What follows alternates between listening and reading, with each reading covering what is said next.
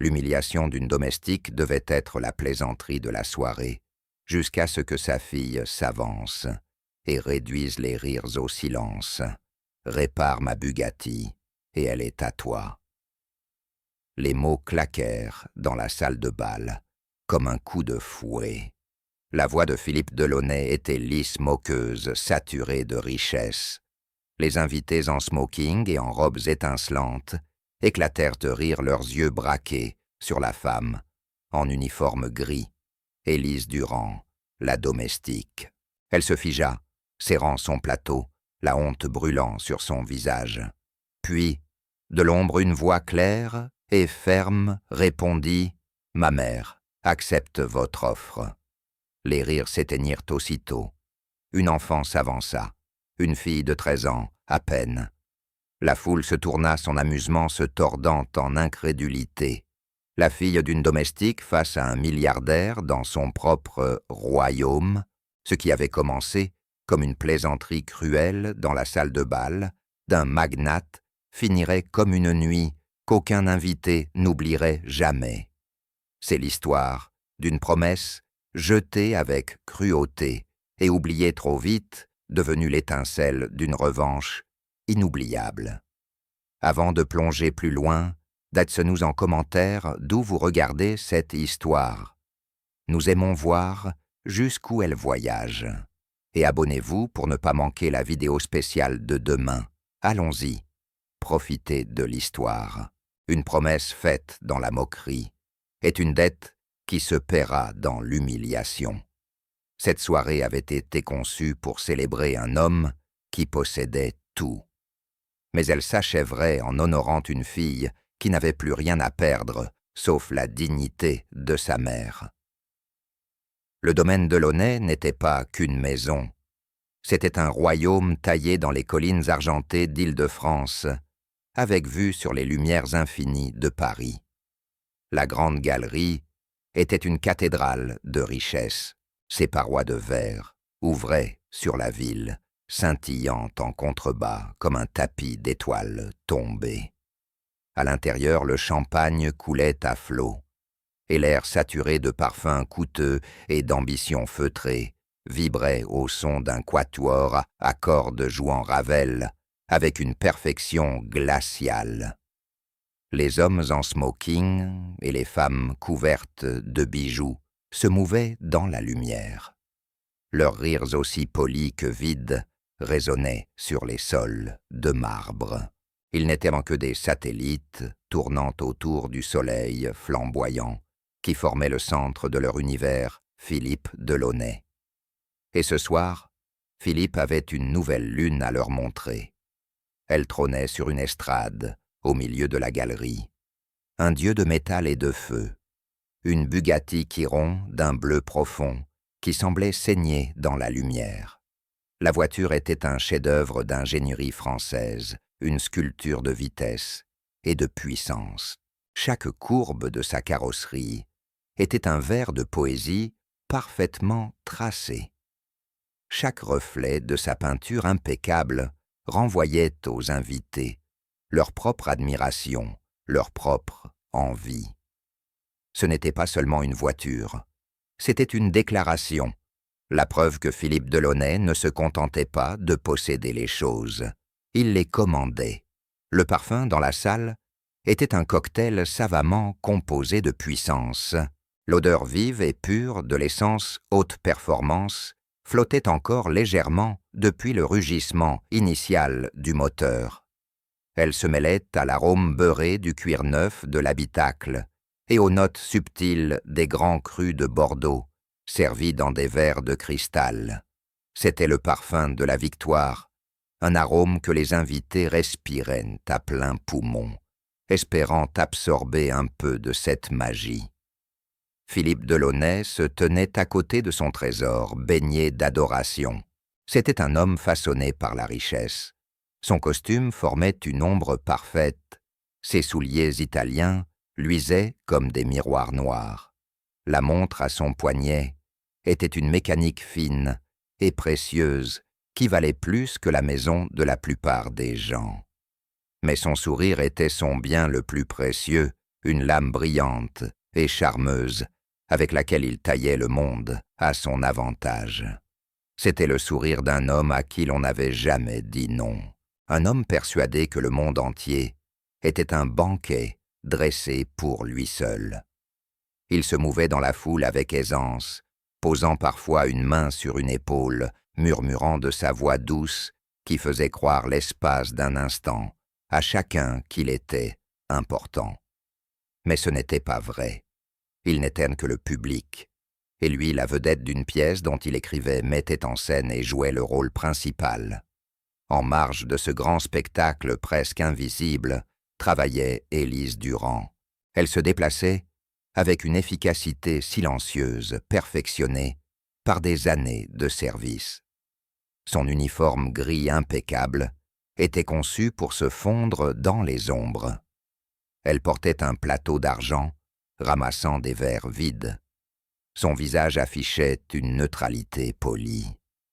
Mais derrière ses yeux sombres et fatigués, une tempête d'inquiétude faisait rage. Chaque tintement de verre, chaque éclat de rire, était un rappel cruel du monde auquel elle n'appartenait pas. C'était le rappel des factures entassées sur la table de sa cuisine, des lettres de relance, de la peur constante qui la tenait éveillée la nuit. Son mari Manuel était parti depuis 3 ans, emportant avec lui tous les rêves qu'ils avaient construits. Il ne restait plus que les dettes qu'il avait laissées derrière lui, un poids écrasant qui s'alourdissait chaque jour davantage. Elle travaillait à 3 emplois, frottant des sols et astiquant de l'argenterie pour des gens qui à peine la voyaient simplement pour garder son petit appartement et mettre de quoi manger sur la table pour sa fille Clara, la seule lumière qui lui restait. Soudain, un cri étouffé traversa la musique. Philippe Delaunay avait trébuché légèrement bousculé par un invité qui s'était penché trop près.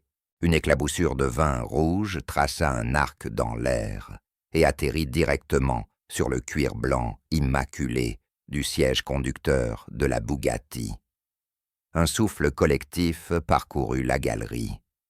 La musique sembla vaciller et tous les regards se fixèrent sur la tache sombre, une souillure vulgaire sur une création parfaite.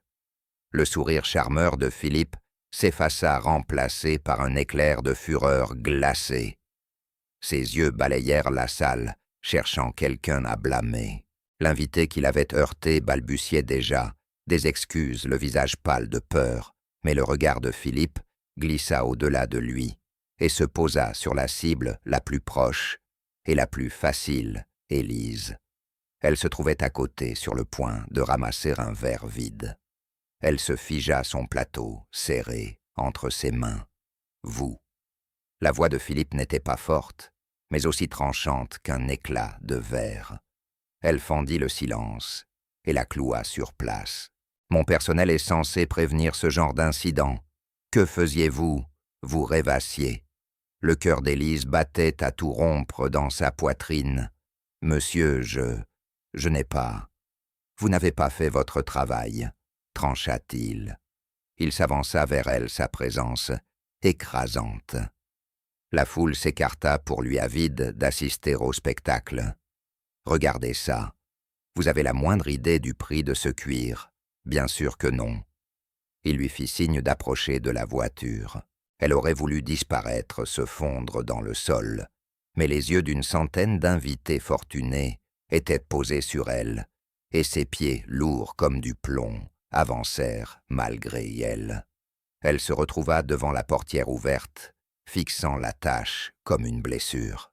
« Nettoyez ça », ordonna Philippe, sa voix dégoulinante de mépris. « Monsieur, je n'ai pas les produits adaptés pour ce genre de cuir, » dit-elle doucement, la voix tremblante. « Il faut un spécialiste. » Philippe éclata d'un rire bref et cruel. « Un spécialiste? Écoutez-la. Elle se prend pour une experte en cuir maintenant. » La foule ricana avec lui, et le son fut une vague de honte qui submergea Élise. Elle sentit son visage s'enflammer, baissa les yeux et pria pour disparaître. C'était la pire part de son travail, pas la fatigue, mais l'humiliation, le rappel constant, que dans leurs yeux elle n'était rien. Philippe, savourant son pouvoir, décida d'aller plus loin. Une nouvelle idée perfide illumina son regard. Il se tourna vers son public en maître de cérémonie, préparant son prochain tour. « Vous savez, commença-t-il d'une voix théâtrale, mon nouveau jouet, ici m'a donné un peu de fil à retordre. » Il s'avança vers l'avant de la voiture et tapa doucement sur le capot. Le moteur. Il ronronne, mais pas parfaitement. Mes mécaniciens n'arrivent pas à comprendre.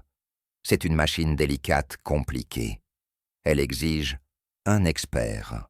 Il marqua une pause, laissant la phrase flotter dans l'air, puis tourna son sourire tranchant vers Élise. « Mais peut-être que je cherchais au mauvais endroit pour un expert. Qu'en pensez-vous?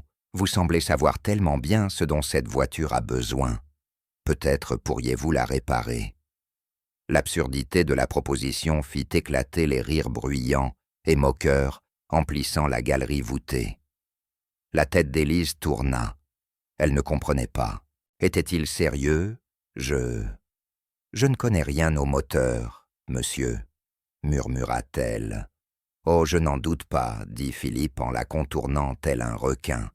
Mais rendons ça plus intéressant. Je suis un homme généreux. Il écartant les bras devant ses invités.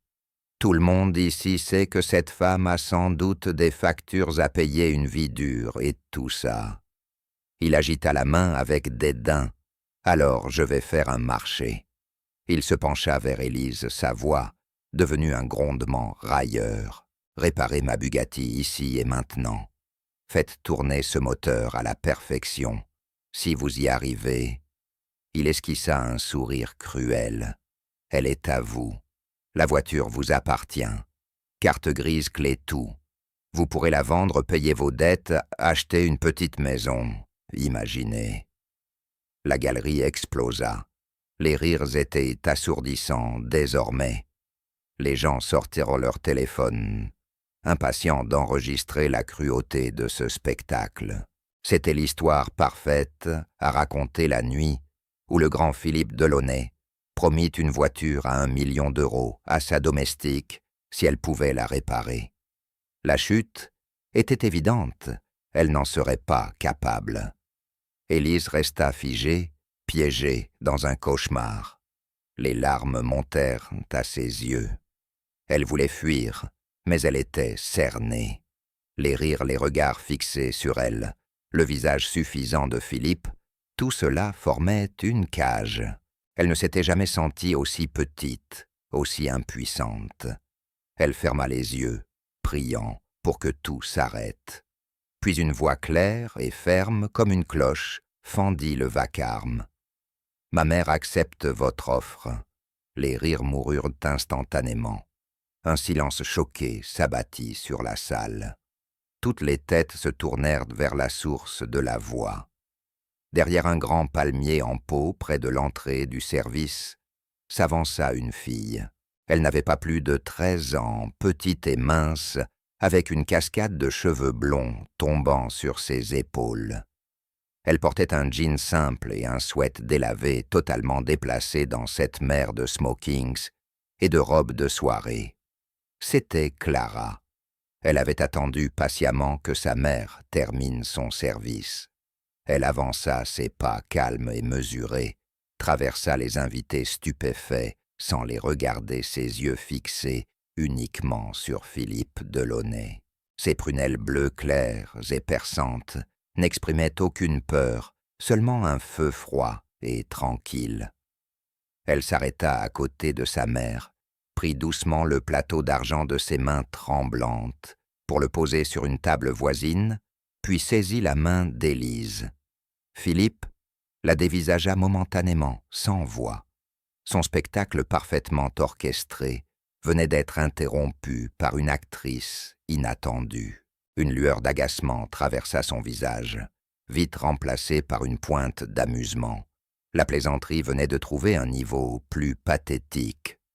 Et toi qui es-tu » demanda-t-il un sourire condescendant aux lèvres. « Je m'appelle Clara Durand, » dit la jeune fille, d'une voix inébranlable. « Et ma mère et moi acceptons votre marché. » La salle resta silencieuse, mais ce n'était plus un silence moqueur. C'était un silence tendu, vibrant, de curiosité. Une enfant, qui tenait tête à l'homme le plus puissant de la pièce, l'audace en coupait le souffle. Élise baissa les yeux vers sa fille, le cœur battant, à tout rompre. « Clara » non chuchota-t-elle, la voix serrée, par la panique. « Qu'est-ce que tu fais? Rentrons. » Elle tenta de lui tirer la main pour l'éloigner du danger, mais la poigne de Clara était étonnamment ferme. Elle ne regarda pas sa mère. Ses yeux restaient rivés sur Philippe. « Vous avez fait une promesse devant tous vos invités, monsieur Delaunay ?» dit-elle sa voix, portant dans la galerie silencieuse. « Vous avez offert votre voiture à ma mère si elle pouvait la réparer. Nous acceptons. » Pour la première fois de la soirée, Philippe sembla incertain. Il avait cru jouer avec un pion, et soudain, une nouvelle pièce apparaissait sur l'échiquier. Il regarda la mère terrifiée, puis l'enfant défiant. La foule observait, attendant. Il ne pouvait pas reculer, cela l'aurait fait paraître faible. Un sourire reptilien se dessina sur son visage. Le courage insensé de la petite rendrait leur échec d'autant plus spectaculaire. « Très bien, dit-il, sa voix résonnant de nouveau. « Cette petite n'a de l'esprit, j'aime ça. » Il se tourna vers la foule. « Vous avez entendu. La domestique et sa fille acceptent mon défi. » Quelques rires nerveux parcoururent les invités. Mais ce n'était plus une simple plaisanterie cruelle. L'atmosphère était devenue plus tranchante, plus personnelle. Philippe détacha de sa ceinture la clé brillante de la Bugatti, une pièce d'art bleu et argent, portant l'emblème célèbre. Il la fit tournoyer à son doigt, la lumière accrochant le métal. « Très bien, petite, » dit-il, les yeux luisants de malveillance. « La scène est à toi. » Il lança la clé.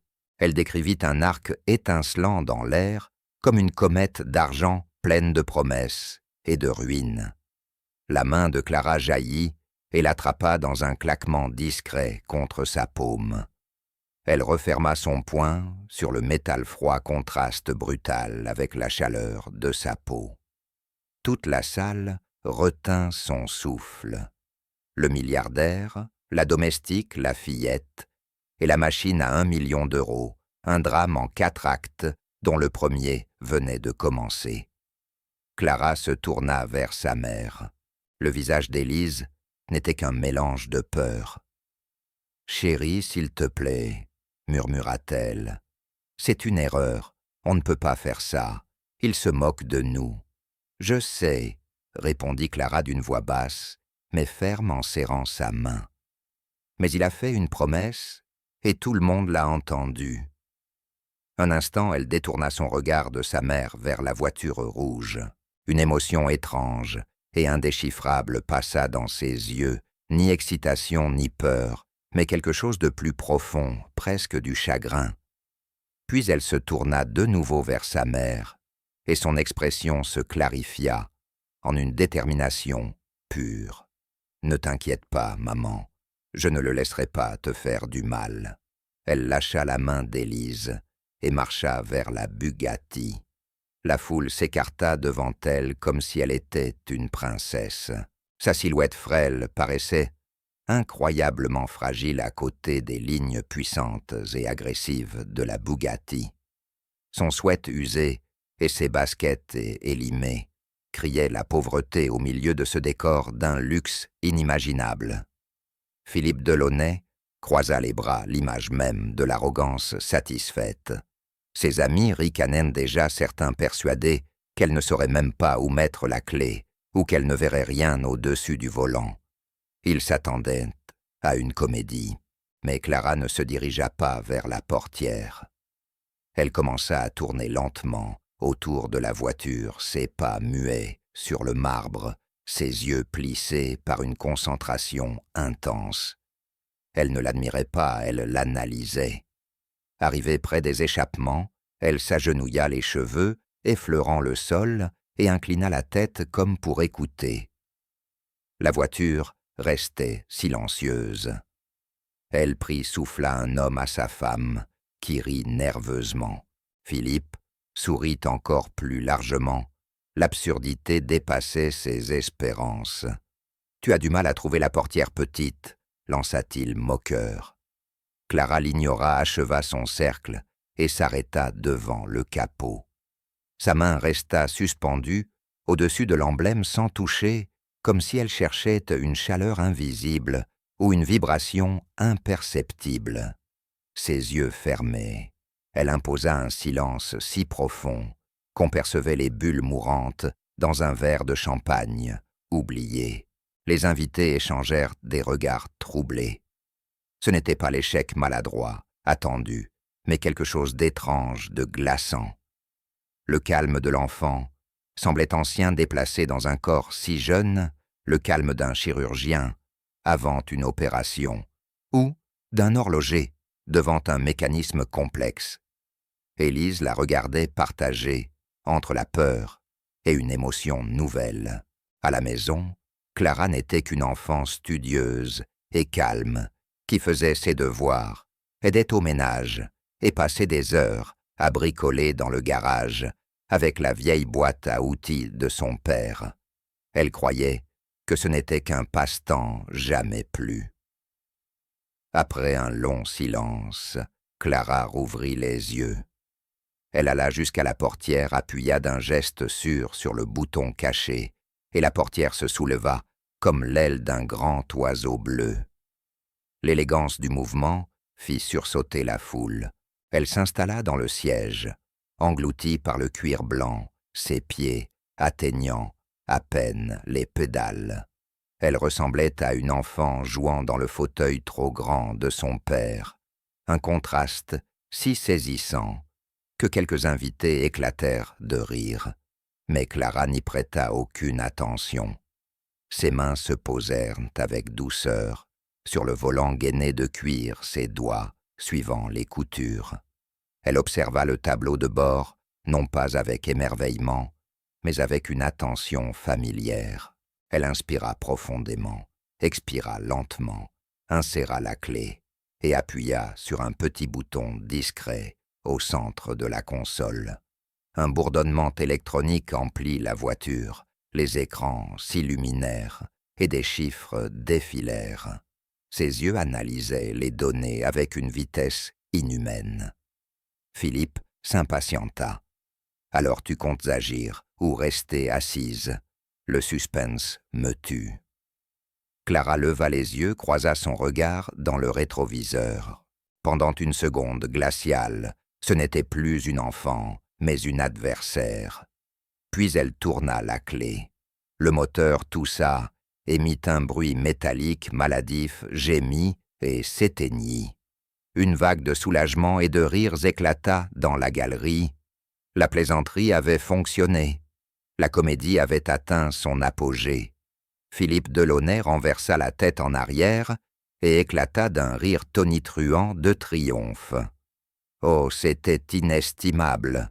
s'écria-t-il en essuyant une larme de son œil. « Tu l'as tuée, ma voiture, valant des millions, tu l'as tuée. » Ses amis se joignirent à lui, leur rire formant un chœur cruel. Même les invités les plus nerveux osèrent rire désormais. La tension étrange avait disparu, remplacée par la confortable certitude du monde, qu'ils connaissaient un monde où les domestiques et leurs filles ne réparèrent pas de Bugatti. Élise enfouit son visage dans ses mains, ses épaules secouées de sanglots silencieux. L'humiliation était totale, bien pire qu'elle n'aurait jamais pu l'imaginer. Une seule personne, dans la salle, ne riait pas. Dans le siège du conducteur, Clara restait parfaitement immobile. Elle fixait droit devant elle, les mains toujours sur le volant. Une larme solitaire traça un sillon sur sa joue, mais son expression n'était pas celle de la défaite. C'était une expression d'intense concentration, une fureur maîtrisée. Elle avait entendu dans ce bref tout-sautement du moteur tout ce qu'elle devait savoir. La voiture lui avait parlé et elle lui avait révélé tous ses secrets. Le rire de Philippe Delaunay frappait Élise comme une arme. Chaque éclat cruel de la foule était un coup supplémentaire. Elle se recroquevilla, souhaitant disparaître. Tout ce qu'elle voyait, c'était sa fille petite silhouette, défiant les dieux et les monstres engloutis, dans le symbole rouge sang de leur humiliation. Elle avait échoué à la protéger, et maintenant son enfant était offerte en sacrifice sur l'autel de la richesse. Mais au travers du brouillard de sa honte, Élise vit que Clara n'était pas brisée. Sa fille ne regardait même pas la foule hilare. Son attention était tout entière tournée vers l'intérieur, dans une communion silencieuse avec la machine morte qui l'entourait. Clara poussa doucement la portière. Elle se souleva avec un souffle hydraulique élégant. Elle glissa hors du siège, ses baskets, usées, ne produisant aucun bruit sur le marbre. Elle ne regarda ni sa mère, ni Philippe Delaunay. Elle regardait seulement la voiture. Le rire commença à faiblir mourante en murmure de confusion quand elle se mit à agir. Elle se dirigea vers l'avant de la Bugatti et d'un effort mesuré atteignit la commande du capot. Elle la trouva aussitôt sans hésiter. Dans un claquement sec, le capot s'ouvrit de quelques centimètres. Elle le souleva. Le moteur apparut puissant, un labyrinthe de métal poli, de tuyaux noirs et de câblages complexes. C'était un cœur mécanique beau et mystérieux. Pour les invités, cela ressemblait à une œuvre d'art abstraite. Pour Clara, c'était une langue qu'elle comprenait. Le rire de Philippe s'était totalement éteint. Il regardait un sourire figé sur les lèvres, tandis que la petite se penchait sur la baie du moteur. Ses bras étaient croisés, posture de supériorité, mais ses yeux s'étaient plissés. Ce n'était pas la scène qu'il avait imaginée. Clara ne toucha à rien. Elle observait seulement son regard, allant et venant sur les composants. La tête inclinée, le front plissé, elle avait l'air d'une joueuse d'échecs face à l'échiquier, voyant non seulement les pièces, mais aussi toutes les combinaisons possibles, tous les futurs potentiels. L'air de la salle se chargea d'une nouvelle tension. L'amusement avait disparu, remplacé par une curiosité lourde et inquiétante. Que voyait-elle donc que les autres ne voyaient pas? Elle se pencha davantage le nez, à quelques centimètres d'un bloc d'aluminium. Elle huma l'air une fois, deux fois, geste étrange, presque animal. Un homme à l'avant chuchota à son voisin. Elle est en train de sentir. Oui, elle sentait. Elle démêlait les indices. Sous l'odeur nette de l'essence non brûlée, il y avait autre chose, une senteur âcre, l'odeur d'électricité qui s'était égarée, l'odeur de la chaleur du métal, poussée au-delà de ses limites. Un fantôme dans la machine, et elle venait d'en saisir la trace. Ses yeux suivirent une ligne invisible partant des bobines d'allumage et courant le long d'un faisceau de câbles enveloppé dans une gaine noire jusqu'à une petite boîte argentée fixée au châssis. L'unité de commande du moteur, le cerveau de la voiture. Elle ne la toucha pas. Son examen restait visuel, sensoriel. Elle était une enquêtrice sur une scène de crime. Elle remarqua une minuscule décoloration sur l'un des fils principaux menant à l'ECU, pas plus grande qu'une tache de rousseur, une légère brûlure presque invisible à l'œil non averti. C'était toute la confirmation qu'il lui fallait. Après ce qui sembla une éternité, à peine 2 minutes en réalité, elle se redressa.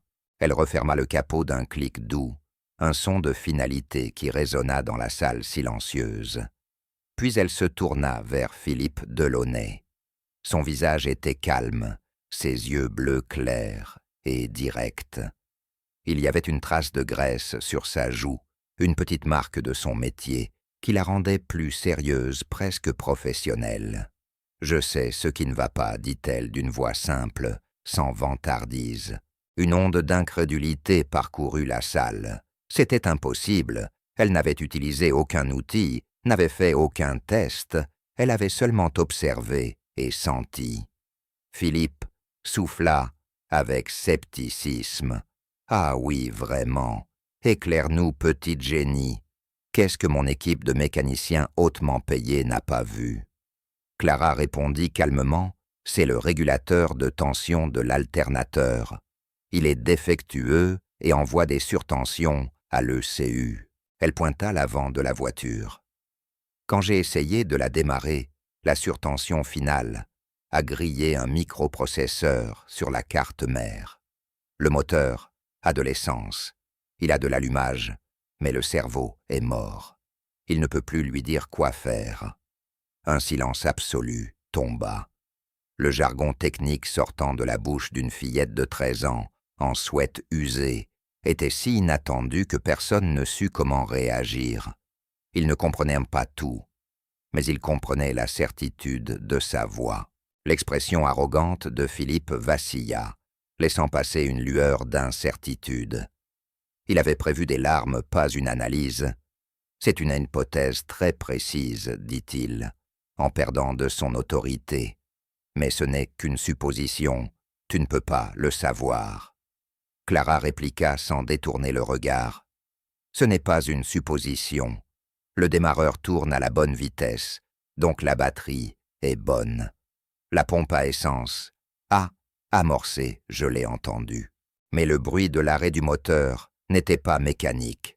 C'était une coupure électrique, une extinction nette, comme on éteint une lumière. Et j'ai senti l'odeur du silicone brûlé. » Walter H., un industriel de l'électronique présent dans l'assistance, eut un frisson. Il connaissait cette odeur et savait qu'elle disait vrai. Il la regarda avec un respect nouveau. Mais Philippe n'était pas un homme qui admettait la défaite. Acculé, il rugit. « N'importe quoi. Tu as lu ça sur Internet, c'est un coup de chance. Tu n'as rien réparé. La voiture ne marche toujours pas. Ton petit spectacle est terminé. » Il fit signe à son chef de sécurité, Franck, escortez-les dehors. Le cœur d'Élise se figea. C'était fini, elles allaient être jetées couvertes de honte. Elle saisit la main de sa fille pour la tirer, mais Clara ne bougea pas. « Je n'ai pas encore échoué, » dit-elle la voix claire. « Je vous ai dit ce qui ne va pas maintenant, je vais le réparer. » Philippe se retourna furieux. « Réparer, ici. Tu es folle. Tu crois faire une opération à cœur ouvert, sur une Bugatti dans ma galerie. Avec quoi? Une épingle à cheveux et un chewing-gum. » Clara resta calme. « Je n'ai pas besoin d'un atelier, j'ai juste besoin de quelque chose. » Philippe ricana. « Ah oui quoi? Un nouveau moteur, une équipe d'elfes. » Elle répondit sans trembler. « Un fer à souder. Une bobine de fil de cuivre 22 et un couteau de cuisine. » La salle retomba dans un silence abasourdi. Un fer à souder, du fil, un couteau. Walter comprit immédiatement. Elle voulait contourner le microprocesseur grillé, improviser une microchirurgie avec des moyens dérisoires. L'idée était insensée, mais théoriquement possible. Philippe la fixa son esprit en ébullition. Refuser la ferait passer pour un défi qu'il craignait. Accepter risquait de l'humilier encore davantage. Mais voir une gamine échouer avec un couteau de cuisine rendrait la chute encore plus spectaculaire. Son choix fut fait, un sourire cruel revint sur son visage. « Très bien, dit-il d'un ton graisseux de condescendance. Très bien, petite mécanicienne. Tu veux un fer à souder, tu l'auras. Tu veux un couteau de cuisine, je te trouverai le plus tranchant de la maison. » Il claqua des doigts vers un membre du personnel. « Vous avez entendu. Donnez à la fille ce dont elle a besoin et allez chercher ma boîte à outils dans le garage, la grosse. Donnons à notre petite prodige tous les outils possibles. » Puis il se tourna vers Clara, les yeux brillants. « Vous avez 1 heure. Si cette voiture ne ronronne pas comme un chat dans 1 heure, vous et votre mère sortirez d'ici et vous ne travaillerez plus jamais dans cette ville. » C'est clair. Élise étouffa un cri. La menace était réelle. Il pouvait tout détruire pour elle. Clara, non. « Arrête !» supplia-t-elle, la voix brisée. Clara sourit pour la première fois, un petit sourire rassurant mais rempli d'une confiance immense. « Ça va aller, maman, » dit-elle doucement. « Je sais ce que je fais. Fais-moi confiance. » Le majordome déconcerté s'éclipsa vers la cuisine, et un agent de sécurité partit pour le garage. Philippe croyait avoir misé juste, mais il venait de commettre une erreur fatale. Il jouait au poker, tandis que Clara jouait aux échecs déjà 5 coups d'avance.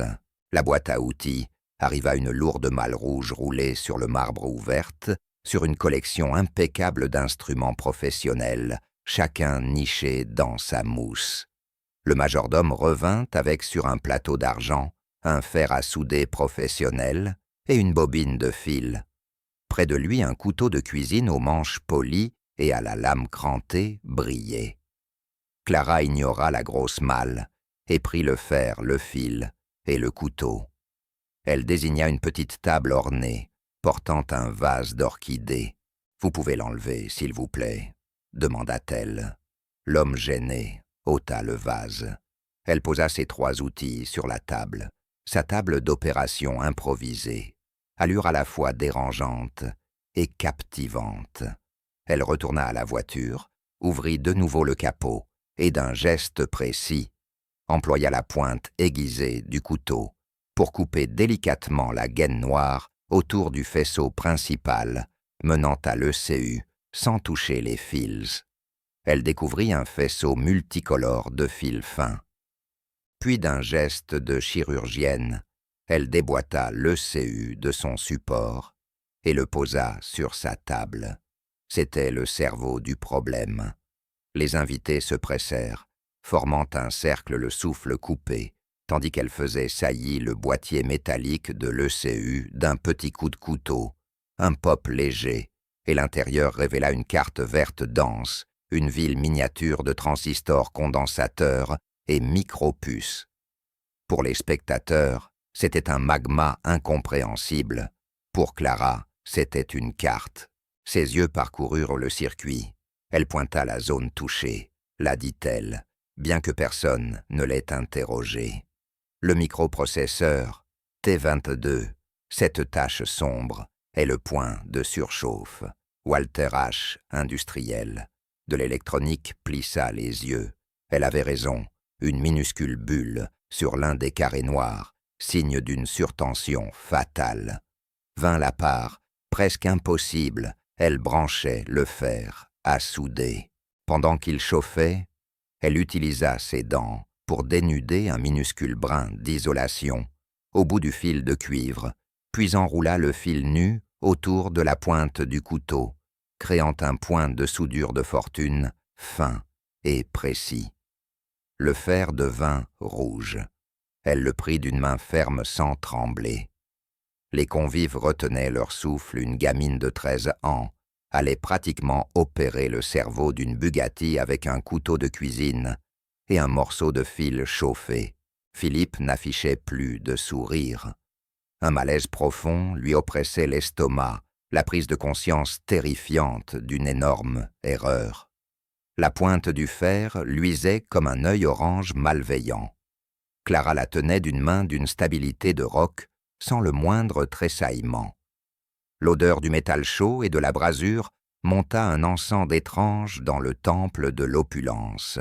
Elle abaissa la pointe brûlante vers la carte. Ce n'était qu'un voyage de millimètres, une traversée au-dessus d'un gouffre de conséquences. Un seul faux geste, un seul tremblement, et la petite cité électronique de la carte ne serait plus qu'une ruine fumante. Élise observait à travers les interstices de ses doigts, le souffle suspendu. Elle voyait l'impossible, la collision de 2 mondes en sa propre fille. D'un côté, la petite fille, qui adorait les dessins animés et peinait sur ses devoirs d'histoire. De l'autre, cette technicienne, concentrée, étrangement calme, maniant le métal brûlant et les courants invisibles avec une autorité ancienne. Une fierté terrifiante la saisit. Son enfant était un miracle qui allait soit les sauver, soit les anéantir. L'outil improvisé de Clara, le couteau entouré de fils de cuivre, relevait du génie désespéré. La carte était trop dense, les composants trop serrés, pour la pointe épaisse du fer à souder. Mais la lame fine et aiguisée du couteau, chauffée par contact avec le fer, pouvait délivrer une piqûre de chaleur exactement là où il fallait. 16. Une infime fumée pas plus grande qu'un souffle de fantôme s'éleva du circuit imprimé. Clara avait créé la première connexion. Elle réalisait un pontage bâtissant une nouvelle voie neuronale pour le cerveau de la voiture. Avec le fil de cuivre, elle contournait le microprocesseur, mort trompant l'ECU, en lui faisant croire que la pièce endommagée fonctionnait toujours. C'était un mensonge dit en électricité, une fiction écrite en métal fondu. Elle travaillait sans geste inutile. Ses mouvements formaient une danse fluide de logique et de précision. Toucher, chauffer, une goutte de soudure, lever, déplacer, toucher, chauffer, goutte, lever. Les invités se penchaient, leur coupe de champagne oubliée, leur conversation morte. Ils étaient captivés. Ce n'était plus une farce, c'était une leçon magistrale d'une discipline sans nom. Ils voyaient une enfant déconstruire pièce par pièce leur vision du monde. Philippe Delaunay restait figé, les bras ballants. Son arrogance avait fondu, remplacée par un masque cireux d'incrédulité. Cet homme persuadé que l'argent pouvait tout acheter, compétence, savoir, pouvoir, payait ses mécaniciens à prix d'or. Et là, dans sa propre galerie, une gamine de 13 ans, avec un couteau de cuisine, réparait ce qu'ils avaient échoué à comprendre, exposant leur incompétence.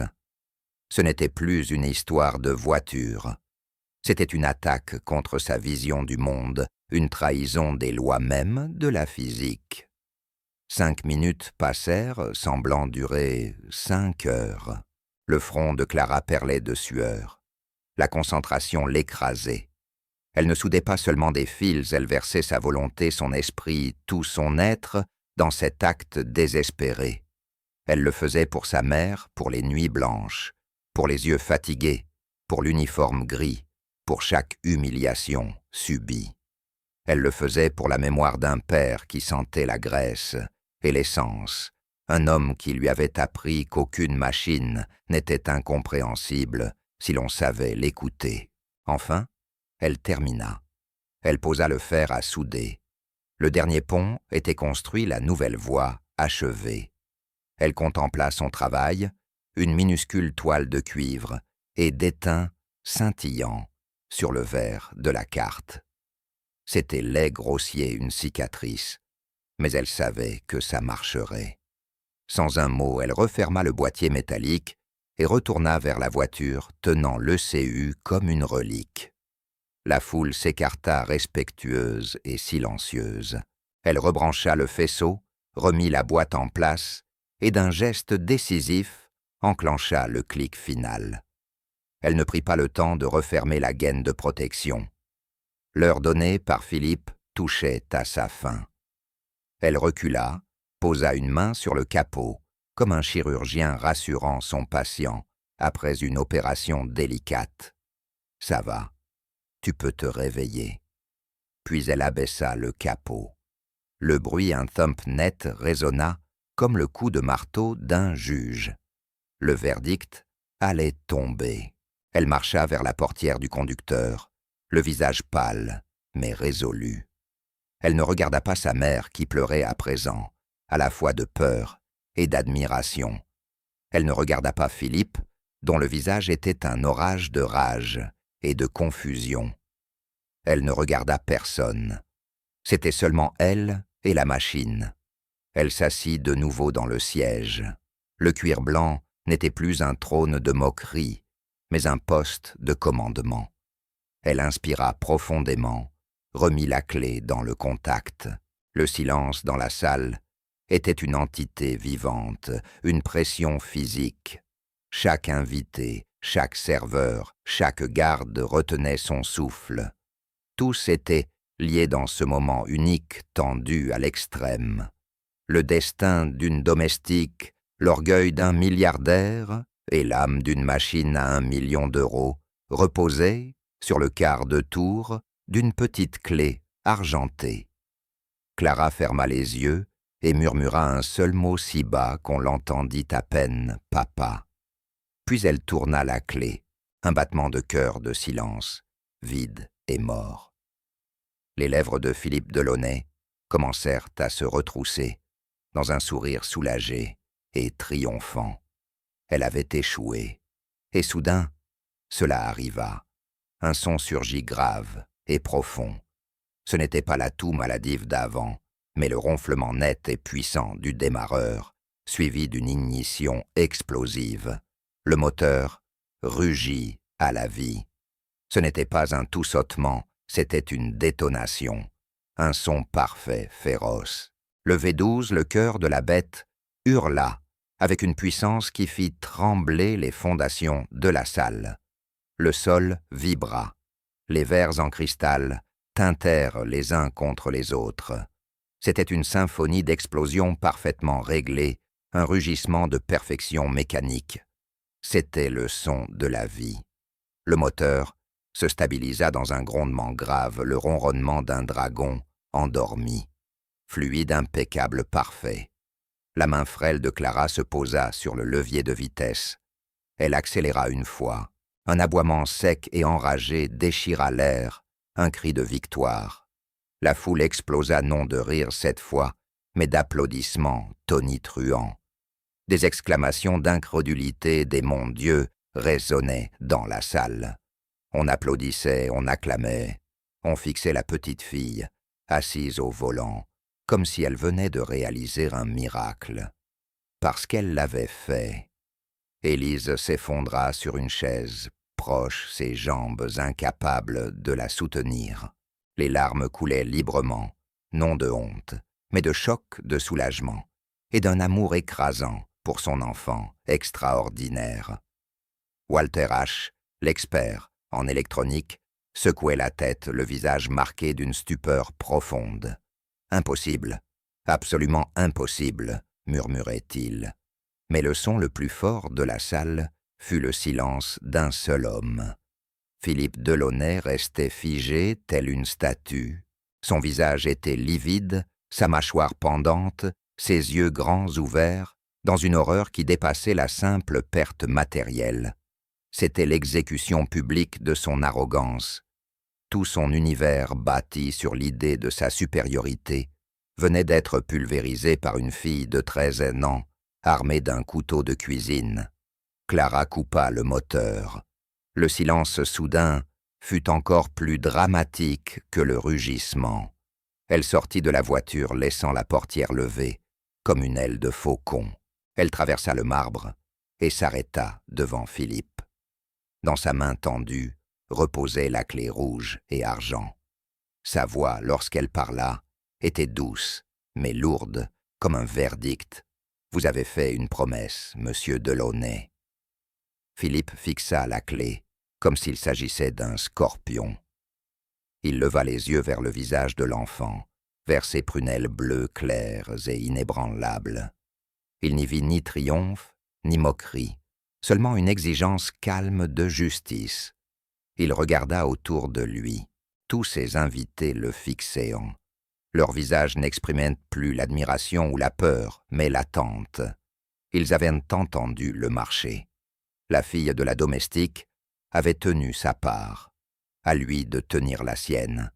Son esprit vacilla. Donner la voiture, impensable. C'était un bijou à 1 million d'euros, sa nouvelle fierté. Mais l'alternative, revenir sur sa parole, devant tous devenir l'homme qui non seulement s'était fait ridiculiser par une enfant, mais qui était aussi un menteur. L'humiliation le poursuivrait à jamais. La sueur perlait à son front. Son monde soigneusement construit s'effondrait. Il devait dire quelque chose, reprendre le contrôle. C'est un tour, balbutia-t-il, la voix tremblante. Un coup de chance, tu as eu de la chance. Clara ne broncha pas. Ce n'était pas de la chance, c'était du savoir. Vous avez fait un pari que vous ne pouviez pas vous permettre de perdre. Ces mots simples le transpercèrent. Il ne pouvait pas se permettre de perdre ni la voiture, ni sa réputation, ni son pouvoir. Une rage sombre et venimeuse monta en lui, étouffant la peur. Il était Philippe Delaunay. Il ne perdait pas, surtout pas, face à une domestique. Dehors, siffla-t-il d'une voix basse et dangereuse. Emmène ta mère et sortez de ma maison. Et la voiture, demanda Clara, la voix toujours incroyablement calme. Vous n'aurez pas la voiture, gronda-t-il. L'accord est annulé. C'était une plaisanterie. Vous ne savez donc pas prendre une plaisanterie. Une femme dans la foule, l'épouse d'un puissant banquier, prit la parole. Sa voix froide fit taire toute la salle. Ce n'était plus une plaisanterie, Philippe, quand tu as menacé de ruiner sa vie. Nous avons tous entendu. Nous avons tous vu ce que sa fille a fait. Mêlez-vous de vos affaires. Cynthia, cracha-t-il. Philippe éclata, mais il était déjà trop tard. La marée s'était retournée contre lui. Son auditoire ne lui appartenait plus. Il était à elle. Élise, voyant la rage dans ses yeux, retrouva enfin sa force. Elle se précipita auprès de sa fille, l'enlaça d'un bras protecteur. « Ça suffit, Clara, dit-elle, la voix tremblante, mais ferme. Partons. Nous ne voulons pas de sa voiture. Nous ne voulons rien de lui. » Elle essaya de l'entraîner, mais la fillette tint bon. « Non, maman, » répondit Clara, les yeux toujours fixés sur Philippe. « Une promesse est une promesse.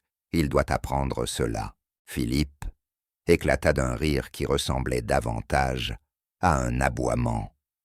Qu'est-ce qu'une petite mécano des faubourgs pourrait bien m'apprendre?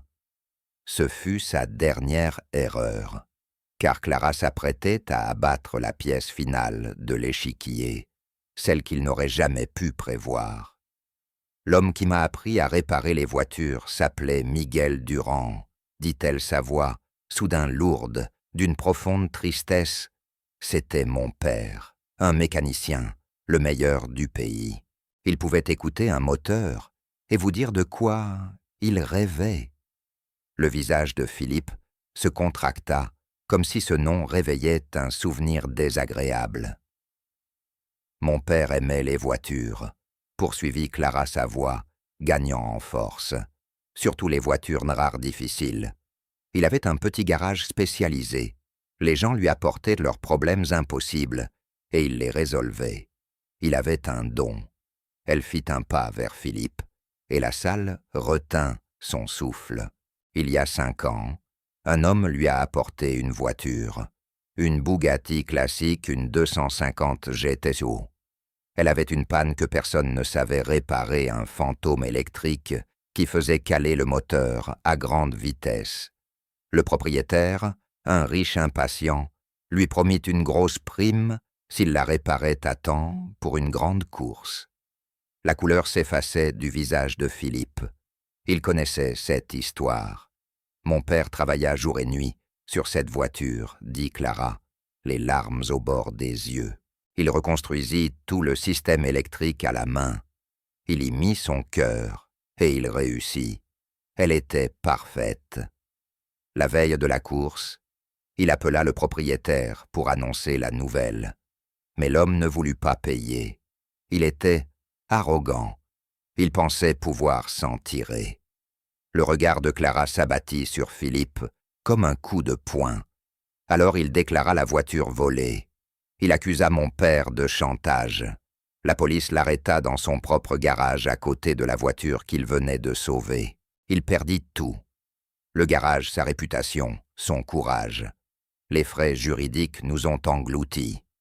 1 an plus tard, son cœur lâcha. Le médecin parla de stress, mais moi je sais. C'était un cœur brisé. La salle était aussi silencieuse qu'un tombeau. Clara leva sa petite main et pointa un doigt tremblant vers le milliardaire. Cet homme, dit-elle d'une voix vibrante de vérité, « C'était vous, monsieur Delaunay. Vous avez détruit mon père. Vous avez détruit ma famille. Tout ça pour une voiture. » Puis elle baissa les yeux vers la clé qu'elle tenait. « Et ce soir, vous avez fait une promesse à sa fille, devant une autre voiture. » La révélation frappa la salle comme la foudre. C'était un dénouement parfait, une justice poétique digne d'une tragédie grecque. Le cercle était bouclé. Philippe recula, le visage grotesque de stupeur et d'horreur. Il regarda Clara puis ses invités. Il n'y vit aucune compassion, seulement du dégoût, du mépris. Il était mis à nu, exposé devant ceux qu'il avait passé sa vie à impressionner. Il ouvrit la bouche pour nier, mais aucun son n'en sortit. Que pouvait-il dire? Il se souvenait du mécanicien brillant obstiné qu'il avait écrasé d'un geste comme un simple contretemps dans sa grande existence. Jamais il n'aurait cru qu'un acte de cruauté oublié reviendrait incarner ce soir dans une petite fille blonde venue réclamer une dette dont il ignorait l'existence. Clara regarda une dernière fois la clé, puis la magnifique machine rouge que son père aurait aimée. D'un mouvement sec, elle lança la clé. Elle tomba sur le marbre, aux pieds de Philippe Ultime, insulte étincelante. « Garde ta voiture, » dit-elle avec un calme plein de dédain. « Mon père m'a appris qu'il y a des choses qui ne s'achètent pas la parole d'un homme, son honneur. » Elle prit la main de sa mère, et sans un regard en arrière, elles commencèrent à s'éloigner. La foule s'écarta pour les laisser passer, les visages mêlant respect, pitié et admiration. Arrivés aux grandes portes du salon, Walter H., le magnate de l'électronique, s'avança et bloqua doucement leur chemin. Il ne regarda pas Élise, mais Clara. Ses yeux exprimaient une admiration profonde. « Mademoiselle, » dit-il d'une voix rauque d'émotion, « je n'ai jamais de ma vie vu quelque chose comme ce que tu as fait ce soir.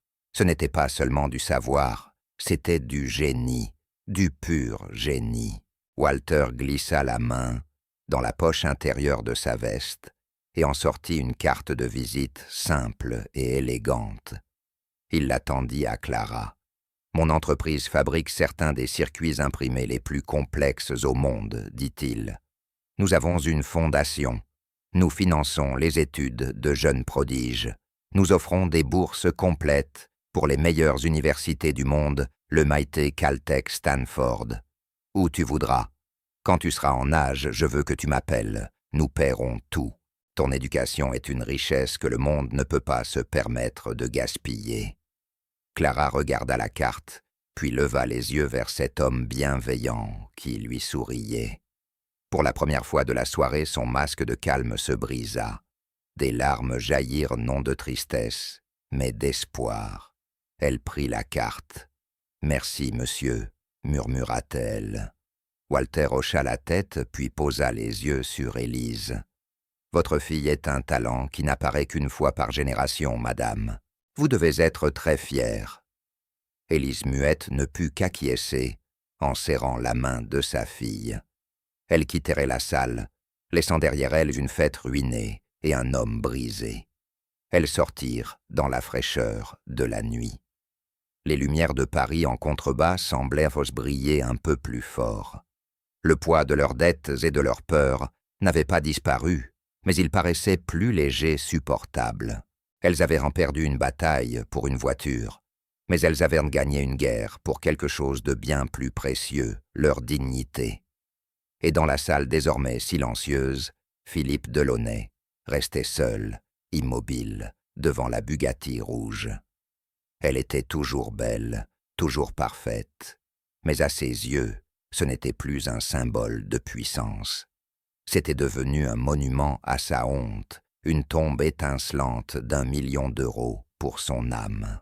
Et c'est ainsi que nous mettons fin à cette histoire pour l'instant. Chaque fois que j'en partage une, j'espère qu'elle vous permet de vous évader un moment de dériver hors du quotidien. J'aimerais savoir ce que vous faites en écoutant, peut-être vous détendre après le travail, lors d'une promenade nocturne ou simplement en vous préparant à dormir. Laissez un mot en commentaire, je les lis vraiment tous. Et si vous voulez être sûr que nous nous croisions à nouveau, un j'aime et un abonnement font une vraie différence. Nous essayons toujours d'améliorer nos récits, alors n'hésitez pas à donner votre avis ci-dessous. Merci d'avoir partagé ce temps avec nous.